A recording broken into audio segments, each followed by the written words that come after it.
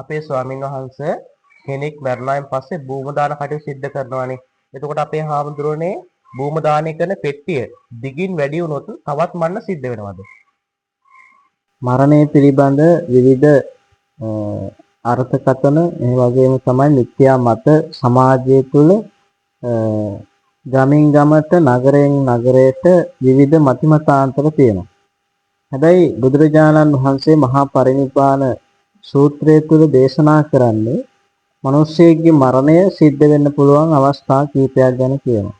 ආයුක්කේ මරණය, කම්මක්කේ මරණය මේ ආදී වශයෙන් මරණය සිද්ධ වෙන්න පුළුවන් අවස්ථා හැටියට සඳහන් කරලා තියෙනවා.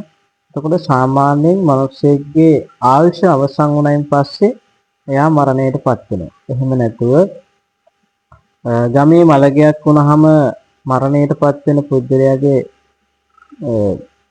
මල සිරුර තැන්පත් කිරීමට භාවිතා කරන පෙට්ටියේ දිග වැඩිවීම අඩුවීම මත තවත් මරණ සිද්ධ වීම කියන එක මිත්‍යා මතයක්.